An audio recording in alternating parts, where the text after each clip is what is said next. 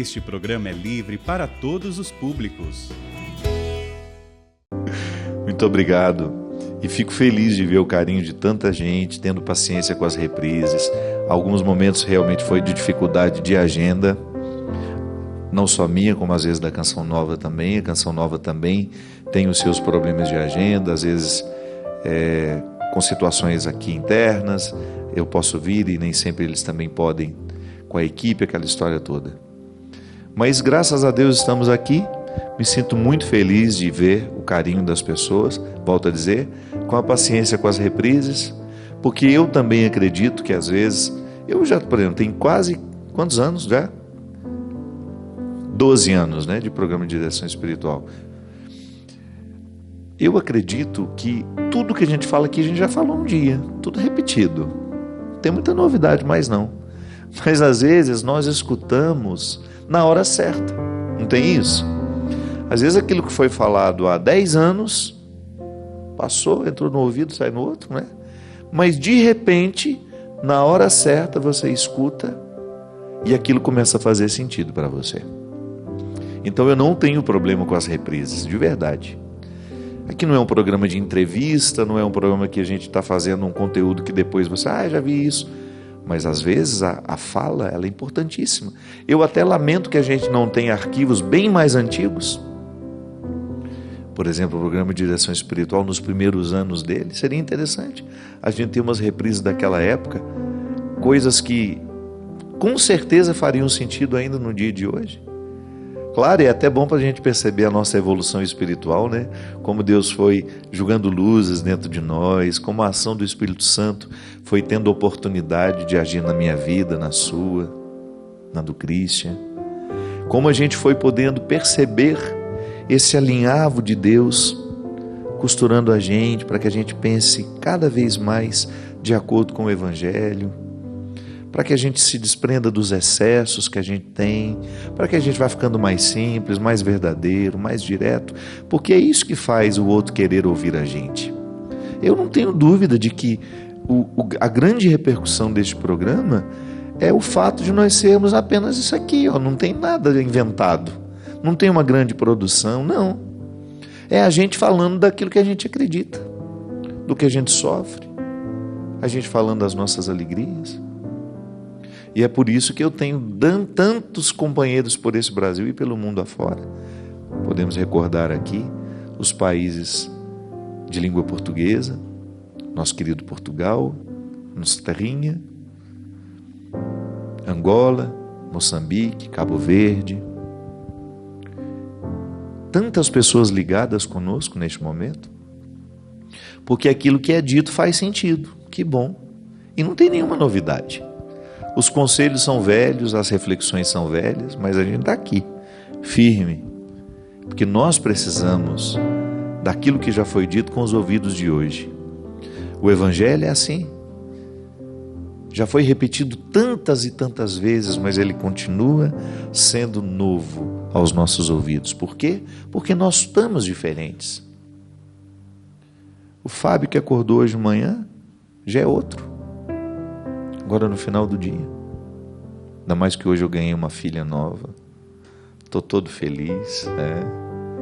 Chegou lá em casa a minha querida Sofia, uma bulldoguinha que veio lá do Canadá. Vem cá, daqui a pouco nós vamos ter que mandar as pessoas embora e ficar só os cachorros. Mas é uma criatura tão linda, eu queria ter trazido ela comigo, mas não deu tempo. Chegar lá para ver, para pôr no colo, né? Mas é assim, a gente vai mudando. De manhã somos um. Quem me deu de presente foi a Antonella, minha querida amiga. Um grande beijo, muito obrigado, Antonella. Antonella faz um tempo da vida dela no Canadá. Ela é oncologista infantil. Ela trabalha aqui no Sírio-Libanês de São Paulo. Está lá no hospital. Como é que chama mesmo o hospital lá em Curitiba? Tem um nome bonitinho. E ela faz transplante de medula de crianças com câncer. Então às vezes ela vai para o Canadá, porque ela morou um tempo lá, trabalhou lá. Aí ela me trouxe de presente essa bulldoguinha que vai se chamar Sofia. Mas nós somos assim. Ainda hoje falando com meu querido amigo Hélio Petros, esse grande artista que para mim é o maior neobarroquista da atualidade. De tudo aquilo que eu já vi de arte, é a que mais me comove, é a arte do Hélio. Com todo respeito aos outros artistas, né? Mas escultura eu nunca vi nada igual, nada que me comovesse tanto, que me tocasse o coração. E hoje falando com ele, não só hoje, anteontem, ontem, falamos muito esses dias, foi aí que ele me contou que hoje era o aniversário dele, de como a arte dele foi amadurecendo. E quantas vezes ele me falava isso?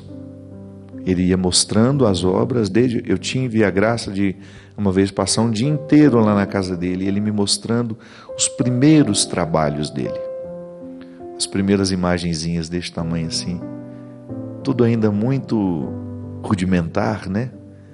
Não tinha o refinamento do talhe que ele tem hoje.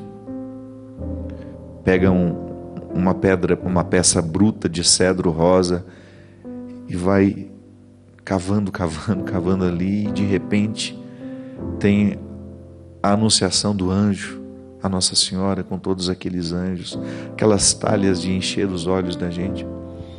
Eu aprendi muito com o Hélio de como cada fase da vida da gente nós nos expressamos de uma forma. Um artista tem isso, né?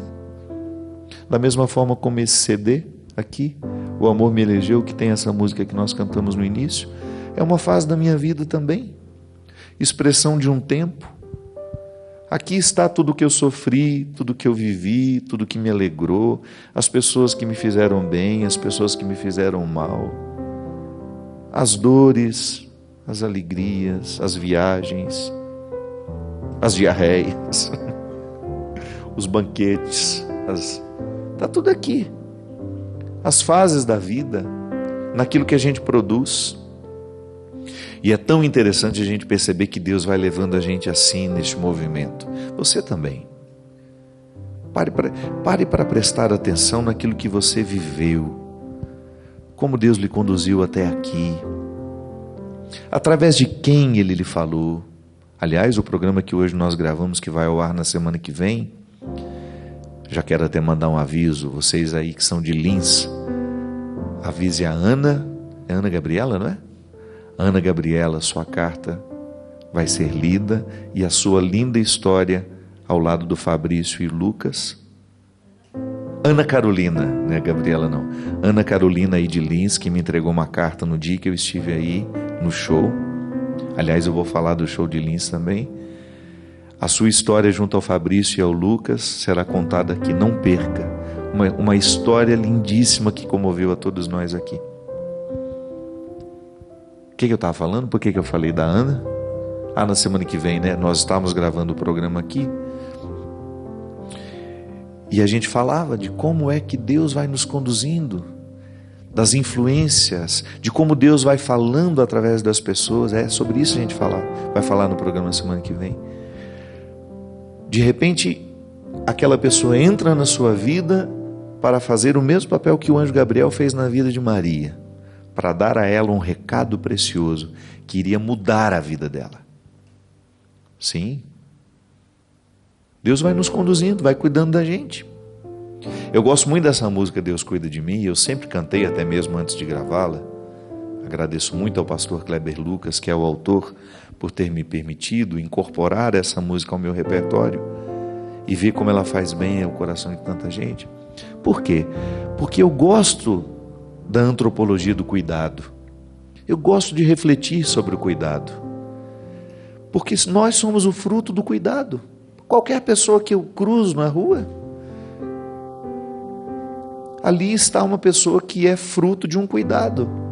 Alguém cuidou dela, senão não teria sobrevivido. Eu sempre digo isso. Os animais nascem já dando conta de sair, de fazer alguma coisinha, de procurar um alimento. Não é assim? Nós não, nós nascemos completamente indigentes. Nós não temos condições de sair do berço para buscar um cobertor para o nosso frio. Se alguém não traz uma mamadeira, ou se alguém não nos oferece um peito, a gente morre de fome. Se alguém não nos limpa, a gente morre com as bactérias. Nós precisamos, e olha, essa indigência vai ela se estende por longos anos, ela vai longe. Quando é que uma criança começa a ter autonomia de fazer sozinha? Leva tempo. Então, sempre que eu estou diante de alguém, isso me ocorre. Preciso ter um profundo respeito por essa pessoa, porque ela é fruto de um cuidado que eu desconheço. Eu, nas muitas oportunidades que eu tive de ver pessoas caídas na sarjeta, ou pessoas alcoolizadas, às vezes num estado de quase que de demência, pelo uso de drogas, ou meninas bonitas, rapazes bonitos, numa prostituição socializada pelas ruas. Eu fico pensando, oh meu Deus, isso me dói, sabe? Porque me ocorre isso. Eu penso naquela mãe, naquele pai que lutaram tanto para que aqueles filhos crescessem. Aí de repente vem um infeliz, oferece droga, vicia. Eu tive a oportunidade de conhecer o filho de uma amiga minha. E ele enfrentou, eu já conhecia a história dele, mas nunca tinha estado pessoalmente com ele. Ele tinha enfrentado as drogas desde muito cedo. E graças a Deus, hoje ele está num processo de recuperação. E foi interessante, eu tive a oportunidade, eu fui a Montes Claros, fazer o show lá essa semana, e tive a oportunidade de encontrá-lo. E no momento que a gente conversava, eu olhava para ele, aquele menino bonito ali, cheio de vida. Eu fiquei pensando, naqueles muitos momentos em que eu ouvia a mãe dele, o sofrimento da mãe, o sofrimento dele repercutindo, porque ele também já estava sofrendo com as drogas, repercutindo na mãe. Então você conhece o sofrimento do rapaz através do sofrimento da mãe.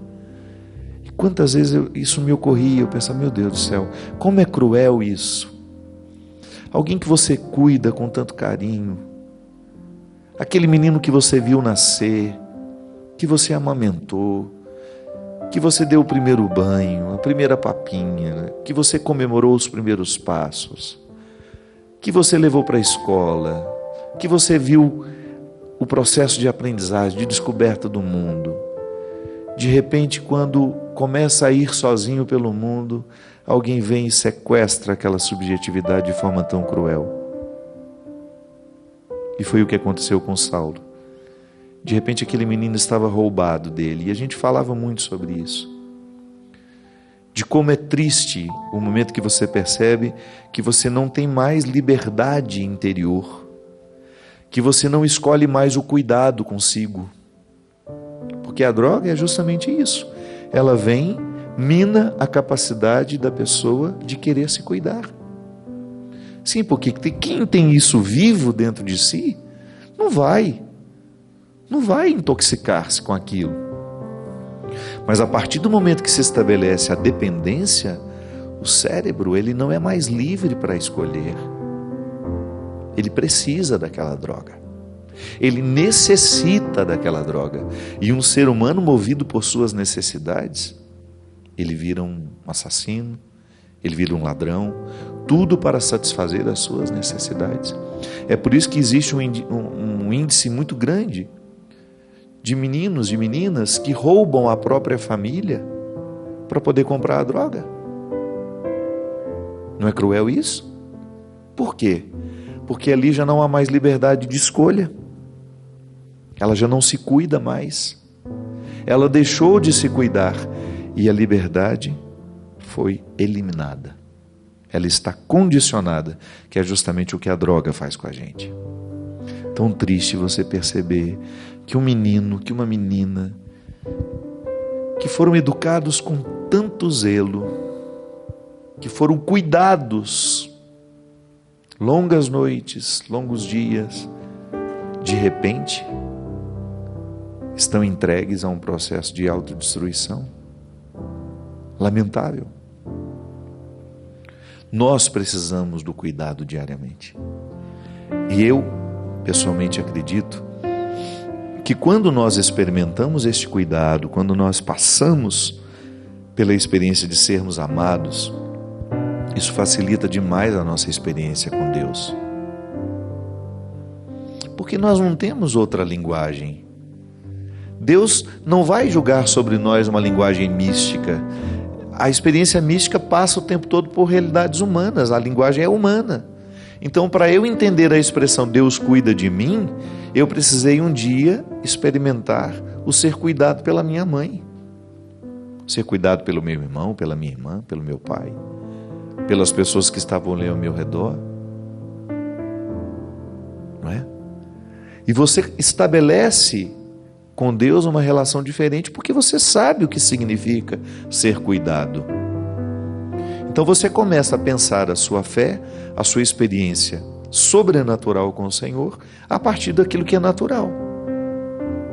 Sim, porque a espiritualidade ela só é possível quando nós compreendemos a partir de uma linguagem humana o que está sendo proposto como linguagem não humana, que é aquilo que nós imaginamos, que nós pensamos.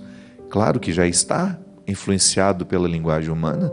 O que eu penso está influenciado. É igual quando eu vou falar do céu, eu falo do céu como lugar. Por quê? Porque a minha linguagem é temporal. Eu, para entender alguma coisa, eu preciso situar. Mas o céu não é um lugar, é muito mais que um lugar.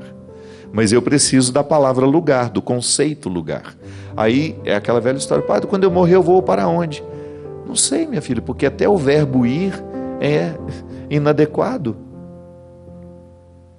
O ir significa no tempo, estou no tempo, passando pela experiência de ir e vir. A morte não. A morte me coloca no outro estágio, a morte me coloca em estágio onde os verbos não são humanos mais, não são esses que a gente sabe conjugar. Mas a gente usa para fazer uma aproximação do significado. Mas a morte é muito mais do que a eternidade é muito mais do que nós conseguimos falar sobre ela. Aliás, era o meu limite como professor de escatologia. Como é que eu vou falar do céu, do purgatório, do inferno, usando linguagem humana? Então já é um limite. Eu prefiro muito mais o conceito de esperança, porque esperança abre, né? Eu tenho a esperança do céu, a esperança de desfrutar da eternidade. Aí você deixa em aberto. A experiência do cuidado é uma experiência humana que me remete a uma experiência ainda maior do que aquilo que eu posso experimentar humanamente.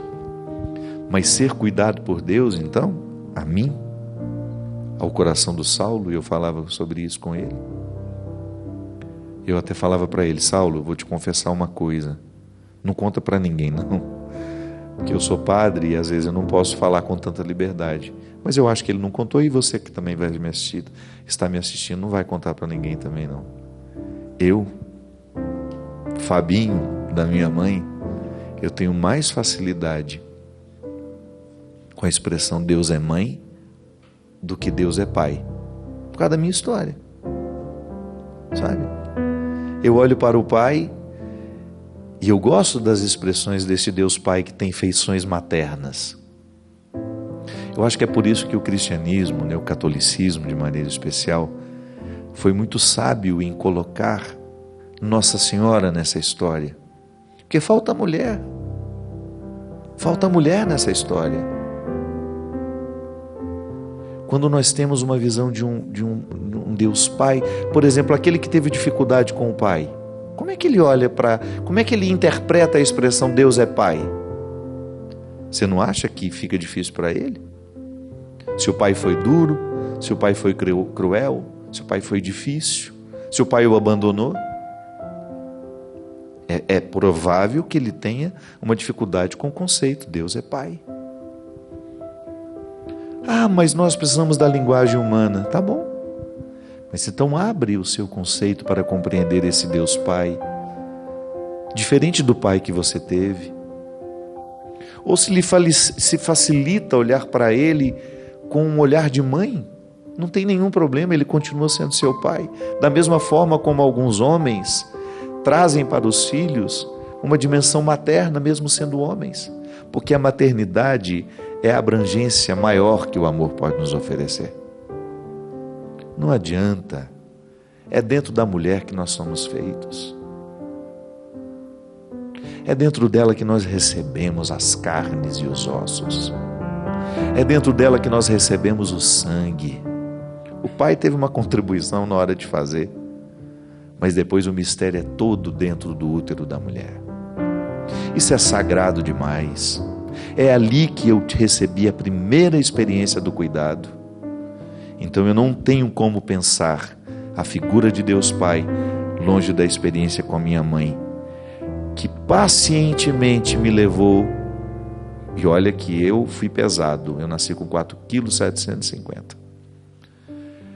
Levou na barriga. Imagina o desconforto que deve ser você ter uma pessoa de quase 5 quilos morando dentro de você. Então sempre que eu olho para minha mãe, é a única coisa que eu enxergo. E sempre foi assim.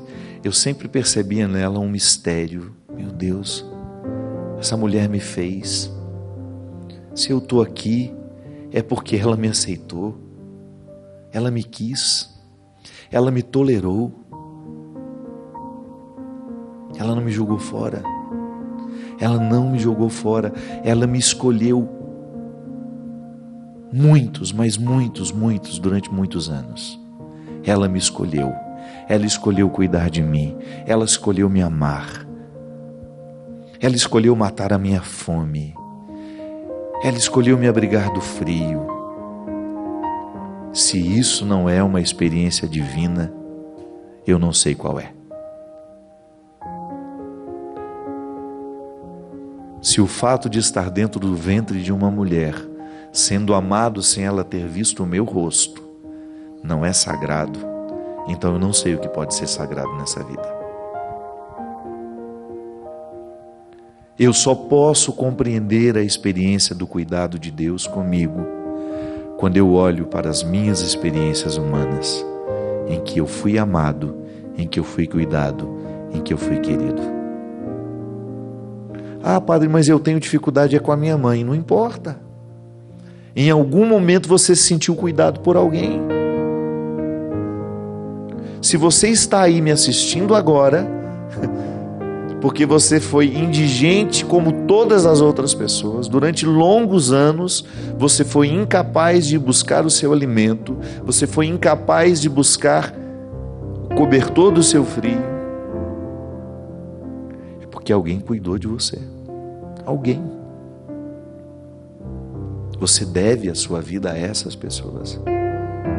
Então, a partir dessas pessoas, você faz uma primeira experiência do que é o amor de Deus, do que é o cuidado dele na nossa vida, levando-nos, conduzindo-nos fase por fase. E você ali, mesmo sem entender, percebendo que ele vai colocando chão para os seus pés. Essa é uma definição bonita de fé, não é? Eu dou o passo e Deus põe o chão. Às vezes parece que não vai ter nada, mas eu dou o passo e de repente o chão está ali. É a experiência da transposição, ou melhor, da transição. Eu preciso atravessar o mar. A experiência do povo de Israel foi assim. O povo colocava o pé, Deus retirava a água. Não foi bonito igual lá na novela, né? Não. Foi de medo, foi uma experiência de medo. De confiança, mas de medo também. Punha-se o pé, percebia que dava para passar. Não era tão fundo assim. E de repente o povo foi alcançando o outro lado. Porque Deus foi cuidando, foi fazendo o milagre de cada instante. Porque isso é interessante. Você perceber que a vida é uma sucessão de milagres. Não tão sobrenaturais assim. Naturais. E por isso não menos preciosos, né? Porque às vezes nós cometemos esse equívoco. Nós sofremos a tentação de pensar que o sobrenatural é superior ao natural. Que isso? Quem disse isso? O natural da vida é precioso demais e é o que a gente desfruta toda hora. Mas aí então a gente desfruta esse natural tendo um olhar cada vez mais aprimorado. Hoje, por exemplo, Deus está cuidando de você. Mesmo que você não perceba. Às vezes está colocando um chão num lugar em que parece não haver nada. Ou então está lhe conduzindo por esse momento de dificuldade, de luta, levando ao colo. Deus nunca deixa de cuidar de nós. Mesmo que você esteja afastado, mesmo que você esteja no pecado, mesmo que você esteja numa vida toda errada, Deus não descuida de você. O que às vezes acontece é que você não corresponde ao cuidado. Então parece que está tudo errado. Faz um caminho de retorno para você ver como a vida muda, como você reencontra o significado de tudo. Faz um movimento nas peças do tabuleiro do jogo da vida e você vai perceber como as coisas são naturalmente encaminhadas. Por quê? Porque Deus está no comando, cuidando de nós da mesma forma como nossas mães, nossos pais e as pessoas que nos amam cuidaram de nós também. Eu recebi aqui uma carta de uma senhora que tem um problema com o filho. Ela escreve assim: Padre, sou mãe de um lindo menino que hoje está com 18 anos. Eu me separei em 2011 e desde então tenho criado meu filho sozinho. Sempre priorizei o estudo, não fui omissa, participei da vida escolar dele. Na verdade, ele sempre deu muito trabalho, ele não gostava de estudar. Mas eu não queria saber, eu dizia que o estudo era importante para ele, para o futuro dele. Mas tudo mudou quando ele completou 18 anos. Não me respeita mais, não obedece e o pior, admitiu fumar maconha. Eu sinto-me um fracasso. Dei o meu melhor na educação e desde que me separei, percebo que ele está envolvido com más companhias e usando drogas. Não me conformo, padre. Quando tento conversar, ele diz que vai embora de casa, fica em pedaços. Parou de estudar, não trabalha e eu não sei como agir. Por favor, padre, o que fazer? Estou desesperada. Minha querida, eu sei que não é fácil administrar filhos. Até os filhos que não dão trabalho com drogas já são difíceis, por causa dos tempos em que nós vivemos. Eu pessoalmente acho que nós vivemos a crise da autoridade. Em algum momento, os nossos filhos começaram a entender, através mesmo da sociedade, dessa influência que eles recebem o tempo todo, que a autoridade é algo ruim. Alguém decidir por mim é ruim. Quando, na verdade, a autoridade é uma necessidade que toda pessoa tem. Eu sempre digo isso. Quando eu sou pai, quando eu sou mãe, eu tenho uma obrigação de oferecer ao meu filho o conforto da autoridade. A autoridade não é um aspecto negativo. Por quê? Porque você vai oferecer a ele a maturidade que ele não tem para decidir. Então, decidir pelo filho, enquanto ele não tem condições de decidir sozinho, é uma obrigação do pai e um direito do filho.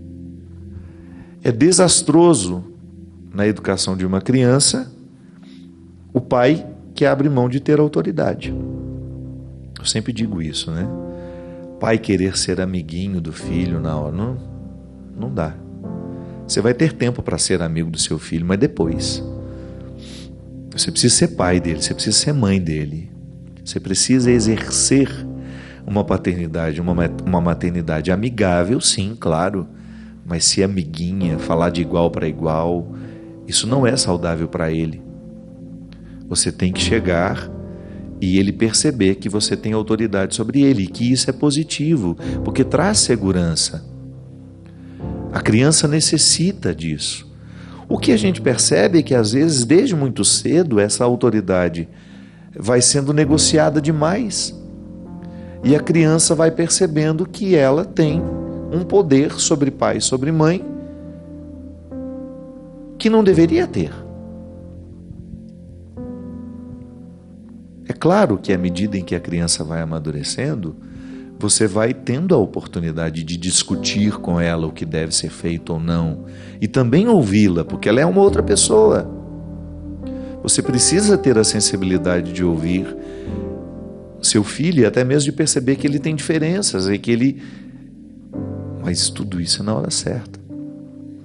Então eu não sei em que momento a gente perde a mão, sabe? O que eu sei é que às vezes eu percebo na relação entre pais e filhos, e às vezes pode parecer prepotência da minha parte, né? Porque eu não sou pai. Fala, o que você está falando disso? Você não entende nada. Falo daquilo que eu observo, daquilo que eu escuto, daquilo que eu vejo ao meu redor. Eu às vezes percebo que essa autoridade, muitos pais abrem mão, porque não querem ter o confronto com os filhos, não querem ter o desconforto do enfrentamento, que é tão necessário. Não quero ter problema, sabe? Não quero me aborrecer, estou cansado, deixa ele fazer. Então o filho não é bobo. Esses meninos e meninas de hoje são muito espertos, são muito ligados e sabem exatamente fazer o jogo emocional para poder extrair de pais e mães o que eles tanto querem e desejam. Aqui, por exemplo, quando você chama para conversar e quando você quer colocar as regras, ele ameaça de ir embora. Tá bom, seja fria neste momento e pergunte: para onde você vai? Você tem dinheiro? Você trabalha? Você vai se manter como? Racionaliza a conversa para você ver. Não precisa ser agressiva. Pensa, tá bom, você pode fazer o que você quiser da sua vida, desde que você tenha condições de pagar as suas contas. Outro dia, acompanhando uma mãe que estava com um problema muito grave com o filho, ela me contou justamente isso, que ela estava errando porque ela estava pagando todas as contas e mesmo o filho tendo o trabalho dele e uma outra renda, recaía tudo sobre ela. E o filho cada vez mais distante, cada vez mais agressivo, cada vez mais compreendendo a casa como um hotel em que ele chega, faz o que quer, não dá satisfação de nada. Eu falei justamente isso. Falei, olha, você vai ter que cortar na carne, onde dói nele, tirando o dinheiro. Não vai ter jeito.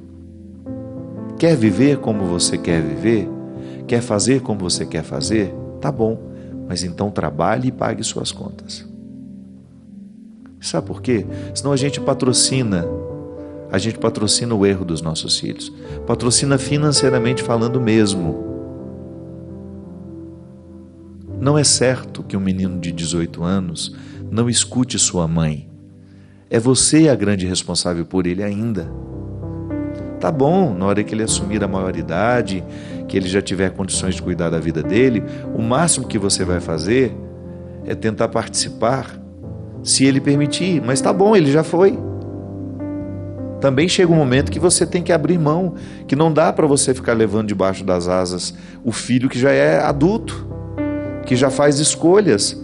Tá bom, você pode até dar conselhos, você pode até dizer, mas já não é mais a sua responsabilidade, é uma outra vida, é uma maioridade. Mas enquanto não existe isso, minha gente, nós estamos perdendo a oportunidade de fazer o que é certo.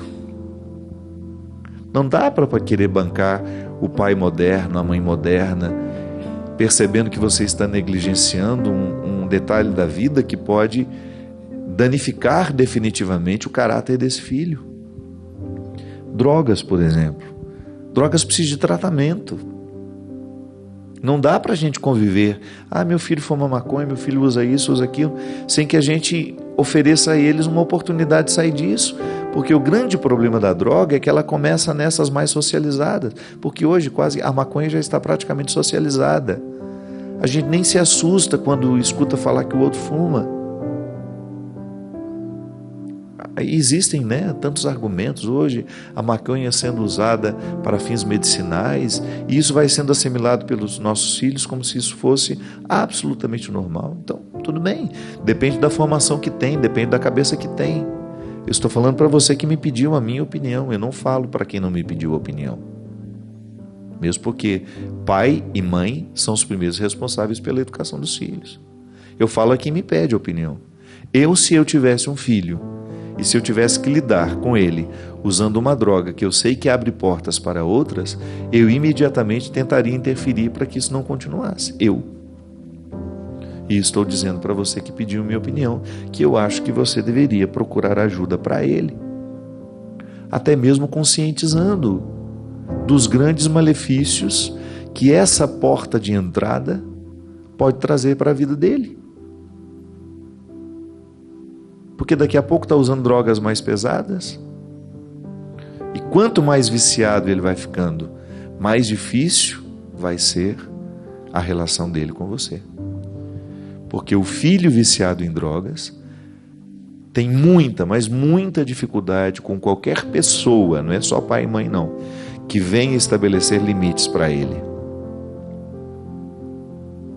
Porque como ele está dependente, o que a dependência causa em nós? Qual que é o primeiro efeito dela? Aquilo que eu dizia no início do programa. A gente perde a capacidade de decidir. A gente fica movido por uma necessidade. Então, a reação química que aquela droga me traz, me faz necessitar dela. Eu preciso daquele torpor. A partir do momento que eu estou necessitado daquele torpor, eu não quero mais ninguém no meu caminho que me impeça de ter esse torpor. Por isso a grande dificuldade com você.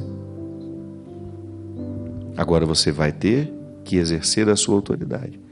Com calma, com amor, não precisa ser aos gritos. Às vezes os nossos filhos não escutam porque a gente vai aos gritos tentar dizer aquilo que poderia ser dito de maneira muito calma, muito serena, com mais equilíbrio, porque aí a gente tem mais chance de fazê-lo entender que o que nós estamos dizendo é para o bem dele.